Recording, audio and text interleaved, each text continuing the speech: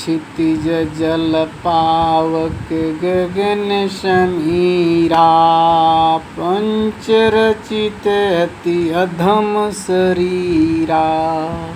ये हमारे गोस्वामी तुलसीदास कहते हैं कि क्षितिज जल, क्षितिज के मतलब होता है मिट्टी, जल जो होता है सो हम पीते हैं पानी, जल कहिए पानी कहिए, ये हमारे शरीर में जल के बिना शरीर का रचना नहीं होगा। मिट्टी और जल से हमारा शरीर रचात्मक है। क्षितिज जल पावक, अब आ गया आग, तो आग भी हमारे शरीर में उपलब्ध है। अगर आग नहीं रहेगा तो शरीर का निर्माण नहीं होगा। क्षितिज जल पावक गगन, अब देखिए गगन के मतलब होता है आकाश। अब भाई इसमें आकाश कहाँ से जुड़ गया?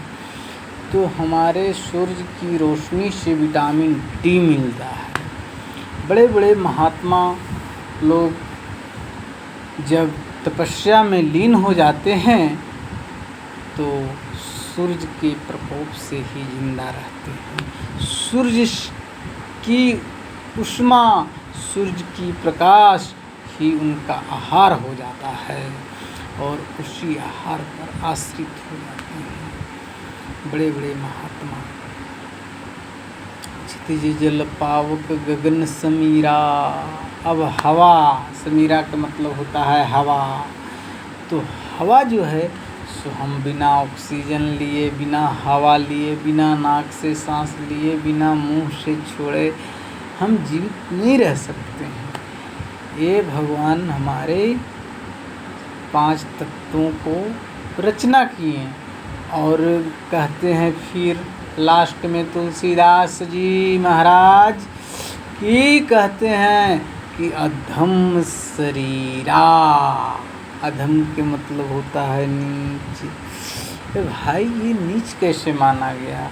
तो हाँ जी माना गया। जब 5 तत्व मिल जाते हैं तो अधम हो जाता है। अधम क्यों हो जाता है?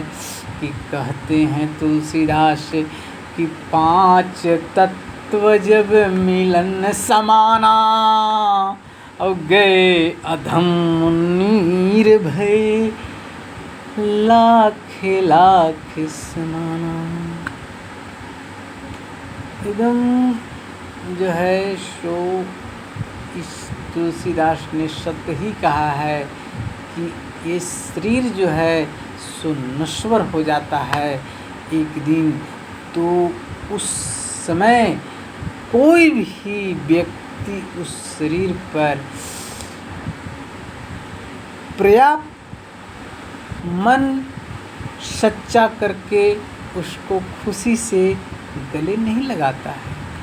उसको दुखी करके मन को नीचा दृष्टि से ले जाता है और हे दृष्टि से उसको दादा संस्कार वो करता है, न कि उपकार की दृष्टि से।